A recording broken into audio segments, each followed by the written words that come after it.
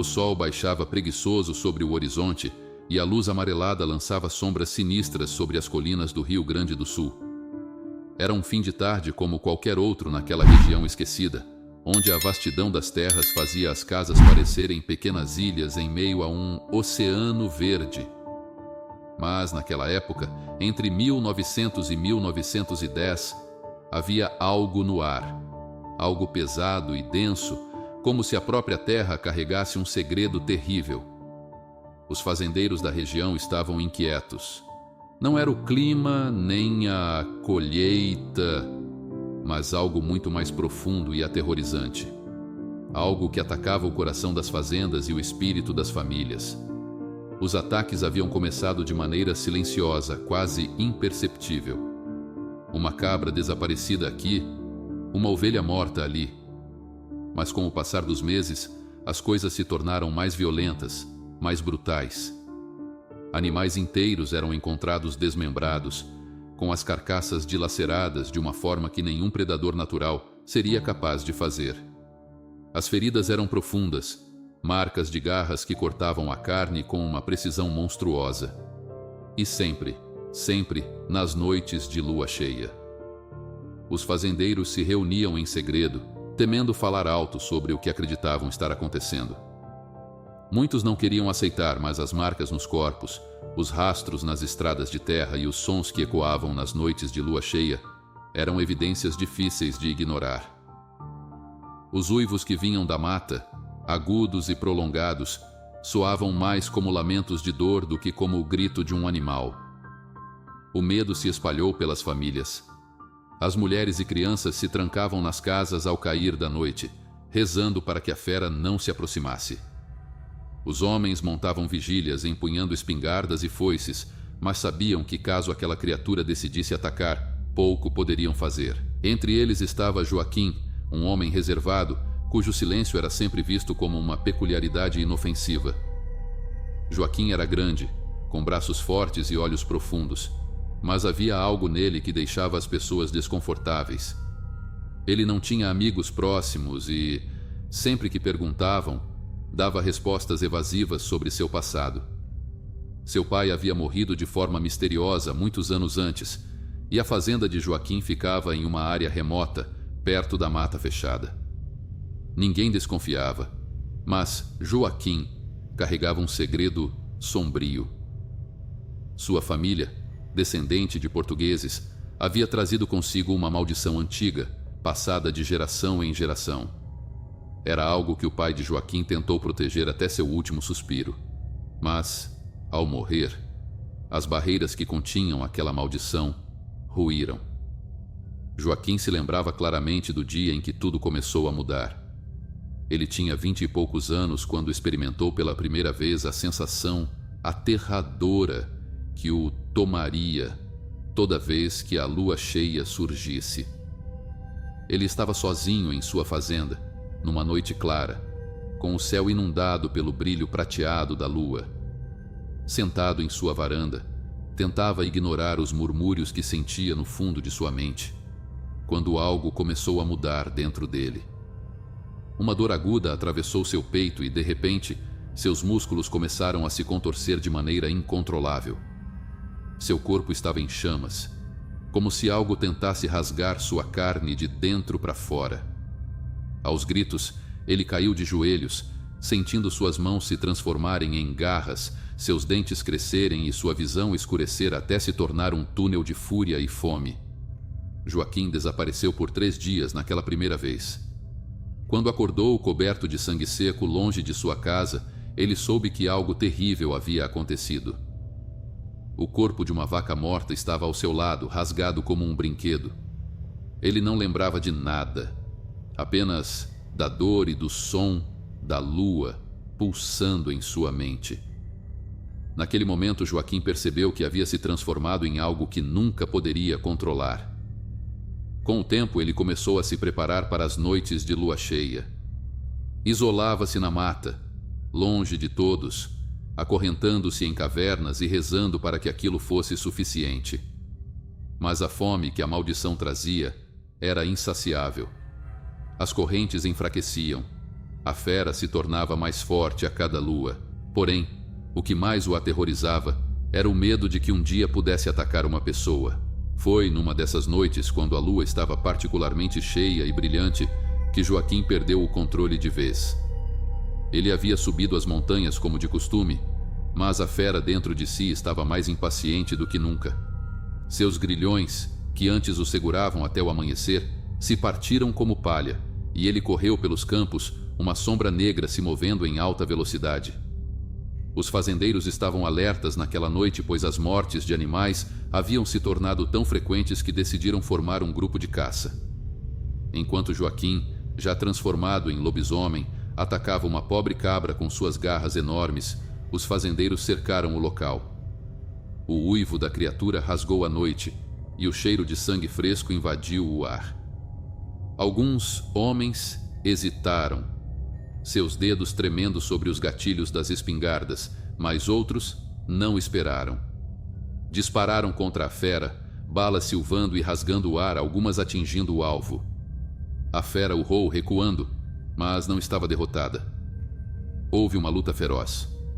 Os fazendeiros se moviam em volta da criatura, tentando subjugar o monstro que Joaquim havia se tornado.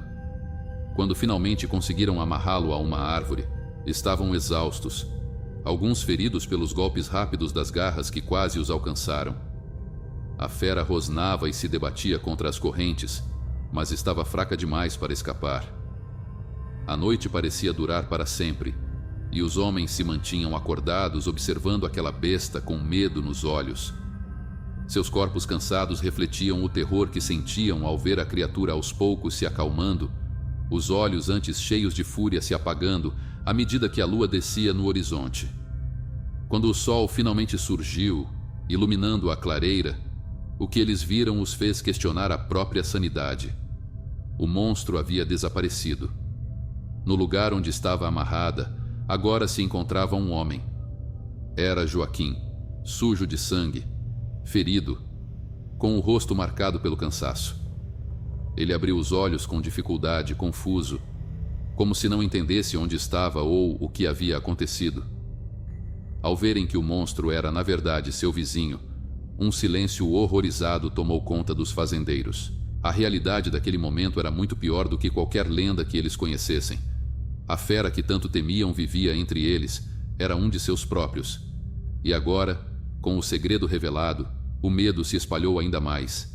Eles não sabiam se o libertariam, se o matariam ou o deixariam ali para apodrecer junto com sua maldição. Os mais velhos, que conheciam histórias sobre maldições antigas, decidiram que era melhor afastá-lo para longe da comunidade. Joaquim foi levado para um lugar distante, onde ninguém jamais ouviria seus uivos ou sentiria o cheiro de sangue nas noites de lua cheia. Mas o terror daquelas noites continuou a assombrar a região por anos. Ninguém mais ousava andar pela mata durante a lua cheia, e as crianças eram ensinadas a não sair de casa quando o luar iluminava as terras de forma tão sinistra.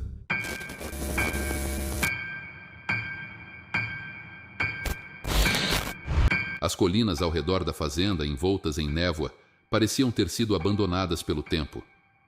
Havia uma opressão naquelas terras, um peso no ar que apertava o peito de quem ousasse ir longe demais. A fazenda, embora em funcionamento, não era um lugar de vida. Os celeiros rangiam com o vento, os campos estéreis tremiam como se fossem uma extensão da própria morte. Era um local de histórias antigas, de segredos enterrados sob a terra ressecada. Os aldeões que a cada ano vinham para a festa da colheita, talvez não se dessem conta da escuridão que envolvia a terra, ou talvez preferissem não se lembrar. Naquela noite, como tantas outras, o vento frio soprava pelos campos carregando a promessa de uma tempestade. Os aldeões se reuniam, suas risadas e vozes formando uma estranha dissonância com a atmosfera lúgubre que os cercava. Fogos de artifício e música enfeitavam o ambiente, mas a alma da fazenda continuava silenciosa, observando como um predador paciente. Foi nesse cenário que meu amigo, um homem que sempre foi movido por uma curiosidade perigosa, sentiu-se atraído para além dos limites da festa. Talvez fosse o próprio chamado da noite que o impelia, ou talvez fosse algo mais profundo, algo sombrio que repousava dentro dele, esperando ser despertado. De qualquer forma, ele se afastou, deixando para trás a segurança da multidão. Caminhou pelos campos desolados, seus pés afundando na terra úmida, enquanto a música da festa ia se tornando um eco cada vez mais distante. A solidão ao redor era esmagadora. O silêncio se estendia como uma mão invisível que o puxava para um destino que ele ainda não compreendia. Seus olhos vagavam pelos campos e então ele viu. No pasto dos cavalos, onde a grama alta balançava como se curvasse ao peso de algo invisível, estava o curral de porcos, uma estrutura velha e apodrecida, mais próxima de uma ruína do que de um abrigo para animais. O ar ali parecia pesado, carregado com um cheiro de podridão e algo mais, algo indescritível. Foi lá que ele o avistou. O homem estranho. O homem parecia surgir das próprias sombras, como se a escuridão o tivesse moldado. Ele andava com uma calma que era quase sobrenatural, como se soubesse que estava sendo observado e ainda assim não se importasse. Suas roupas pareciam velhas, gastas pelo tempo, mas havia algo de terrível em sua figura. Seus olhos eram abismos profundos, negros como uma noite sem estrelas, e havia algo em sua postura que fazia o ar ao redor dele parecer mais frio, como se o calor fosse incapaz de tocá-lo. O coração do meu amigo bateu descompassado, mas ele não conseguiu se mover. Como um animal hipnotizado por seu predador, ele permaneceu ali, assistindo, seus instintos gritando para fugir, mas sua mente incapaz de obedecer. O homem se aproximou do curral dos porcos e, num gesto calculado, desabotoou a camisa, revelando uma pele pálida que parecia quase morta sob o luar. Ele tirou do bolso um pequeno livro, encadernado em couro escurecido pelo tempo. Algo naquele livro fazia a pele de quem o olhasse se arrepiar. Era como se ele exalasse uma presença, uma maldade oculta entre as páginas amareladas. Meu amigo, ainda oculto nas sombras, observava em silêncio, tentando compreender o que estava acontecendo. O homem abriu o livro e começou a recitar palavras. Não eram apenas palavras normais, elas tinham uma sonoridade impossível de descrever, como se a própria realidade se retorcesse ao som delas. Eram palavras de uma língua antiga, algo que não pertencia a este mundo, e meu amigo sentiu um calafrio profundo percorrer sua espinha. Ele tentou prestar atenção, mas as palavras escorriam de sua mente, inalcançáveis, como se seu próprio cérebro rejeitasse compreendê-las. Enquanto recitava o texto profano, o homem começou a se deitar na lama espessa do curral, rolando no chão, cobrindo-se de sujeira e sangue antigo que parecia emanar das profundezas da terra. 7 vezes ele rolou para a esquerda, 7 vezes para a direita, e então, como um pesadelo que se concretiza, começou a transformação. Os olhos de meu amigo estavam fixos no homem, enquanto sua pele começava a se contorcer como se algo estivesse tentando sair de dentro dele. Ossos estalavam e se quebravam, mudando de forma de maneira grotesca, enquanto a carne se esticava além de seus limites. O homem arquejava, mas não parecia sentir dor. Era um alívio perverso, como se estivesse se libertando de um casulo maligno. Pelos negros e densos começaram a brotar de sua pele, enquanto suas mãos se transformavam em garras afiadas e suas feições, humanas, se tornavam uma mistura bestial de homem e lobo. A criatura que se ergueu do chão não era humana.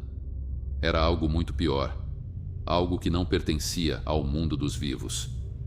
Seus olhos brilhavam com uma fome incontrolável, e suas garras, agora reluzentes à luz da lua, prometiam morte. O grito de meu amigo finalmente explodiu, quebrando o feitiço que o mantinha imóvel. O pavor o dominou, e ele correu sem olhar para trás, seus passos desesperados afundando na terra como se o próprio chão tentasse impedi-lo de escapar. Ele correu de volta para a festa, onde os risos e as músicas agora pareciam distantes e irreais. Quando finalmente alcançou o grupo, suas palavras saíram desconexas, cheias de medo e desespero. Ele tentou explicar o que havia visto, mas quem acreditaria em tal loucura? Alguns, curiosos e temerosos, seguiram-no de volta ao curral, mas tudo o que encontraram foram os porcos, grunhindo preguiçosamente na lama. Não havia sinal do homem, da criatura ou do livro. Apenas as pegadas enormes na lama, profundas e impossíveis de serem de um ser humano, deixaram testemunho de que algo indescritível havia acontecido ali. Nos dias que se seguiram, meu amigo já não era o mesmo. Ele estava quebrado, assombrado pelas visões que presenciara. Noites sem sono o atormentavam e os pesadelos o perseguiam mesmo quando fechava os olhos por um momento. A criatura, aquele lobisomem, voltava a ele em sonhos, cada vez mais real, cada vez mais próxima. Ele ouvia os uivos na escuridão mesmo quando os outros diziam que não havia nada lá fora. O médico que ele procurou o diagnosticou com distúrbios de ansiedade, dizendo que a mente humana às vezes cria monstros quando está sobrecarregada. Mas meu amigo sabia que aquilo não era fruto da sua imaginação. Ele havia testemunhado algo ancestral, algo que não devia existir. E uma parte dele acreditava, com um terror que ele jamais poderia admitir, que o pacto feito naquela noite ainda estava vivo, que o lobisomem estava lá fora, esperando o momento certo para voltar. Agora, quando a lua cheia se aproxima, ele tranca as portas, acende velas e recita orações que ele nem mesmo sabe se ainda funcionam. Mas o medo nunca o abandona. O medo de que, uma noite, ele ouça os uivos novamente, mais próximos. E ele sabe que, quando isso acontecer, o pacto será cobrado. Porque há coisas que não pertencem a este mundo, mas às vezes escapam. E quando o fazem, a escuridão nunca está longe.